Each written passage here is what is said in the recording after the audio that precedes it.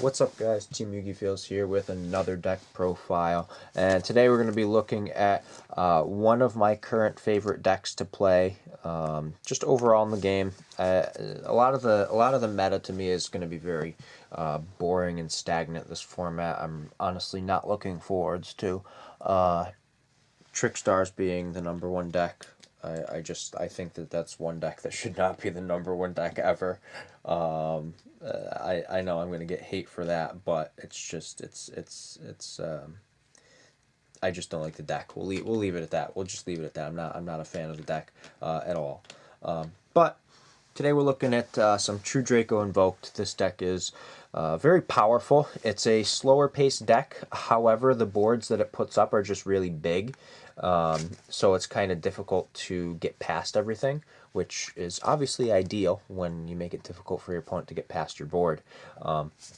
But with that being said, let's just hop right into this deck profile per usual and take a look. So we're playing two Masterpiece. You really only need two of him in this deck. He's not three of.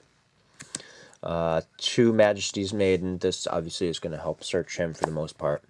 One Ignis to search the spells, and then I play one of the Mariamne.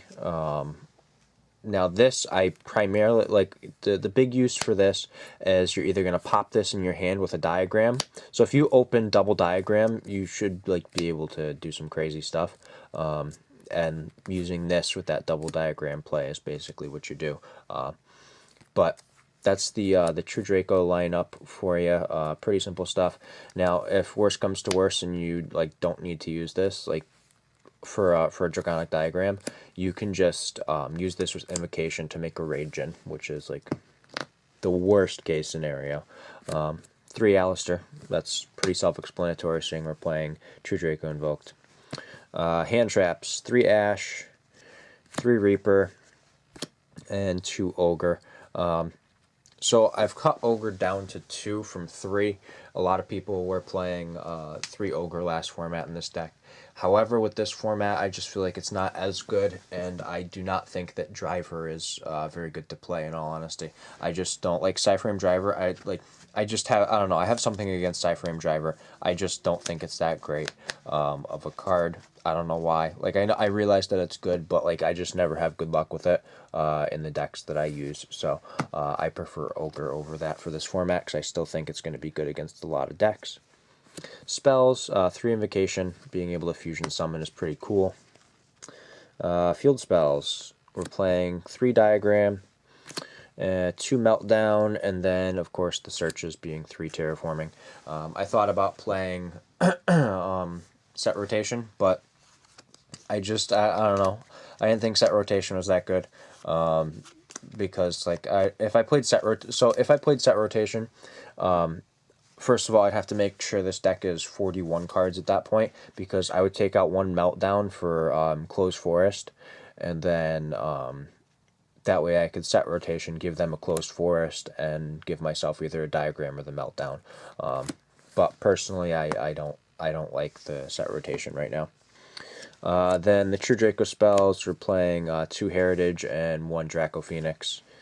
Some draw power here in Desires is obviously pretty nice to have. Only 2 of it is needed, though. Then Scapegoat. Scapegoat is just too good. Being able to add Link Summoning to the Fusion Boss Monster deck is always good. Gives you room for more plays. And then fresh off the ban list, of course, 1 Monster Reborn. Then the traps. Obviously, I'm playing some True Draco / True King traps. I play the 1 Return and the 2 Apocalypse because it's pretty solid to play overall. It's just a nice kind of the fact. Well, first let me just kind of point out the fact that popping monsters is fairly good.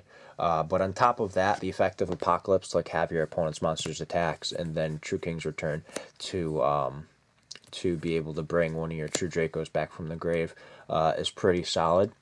And on top of that, the fact that they let you tribute summon during your opponent's turn is also pretty nice. Then the last trap, I play 1 Skill Drain. Now, some people would say that you should play Evenly Matched in the main deck. I prefer to side deck it. I don't know. I've always thought Evenly Matched was a good side deck card. During the Going Second Spiral format, or aka last format, I think that it was pretty good to main deck Evenly Matched. However, during this format, I don't think it's as good. I think side decking it is definitely the way to go. But that's the main deck. Should be 40 cards exact if I counted correctly. Onto the extra deck. So the Invoked Fusions, we're playing 2 Makaba or Mekaba, however you want to say it. 2 Purgatrio, 1 Raijin, and 1 of the Earth, because I can't pronounce his name. But that's the Invoked Fusion lineup. That's really all that you need in this deck. It's pretty solid lineup regardless. Onto the Link monsters. 1 Link Spider. This can be Link Spider or Link Kuriboh, whichever one you prefer. 1 Proxy Dragon, 1 Ib, 1 Ningrissu, 1 Borreload Dragon. Now, this card can be substituted for Saryuja, or Skuldred, whatever you guys want to call it, whatever your abbreviation is for calling the card. However, I just like Borreload Dragon. I never, like, I played in, okay, so I'll just give you as the background. I played in a Nintendo Switch tournament over the weekend. I ended up winning the Nintendo Switch, and I played it with just the Hand Trap Invoked variation, and there were 0 situations where Saryuja came up. However, Borreload Dragon, I summoned out at least 10 times during the course of the tournament, and it won me so many games, whereas if I played like a Saryuja, it would have done nothing for me. So yeah, I like this card a lot more. But those are the regular Link monsters we play. There is a very simple combo that you can go off of as long as you, like during your opponent's turn, when they go end phase, if you have a set scapegoat and at least either a monster on field or a monster in hand, you can make the Ib and the Ningrissu to get a draw, which is pretty good.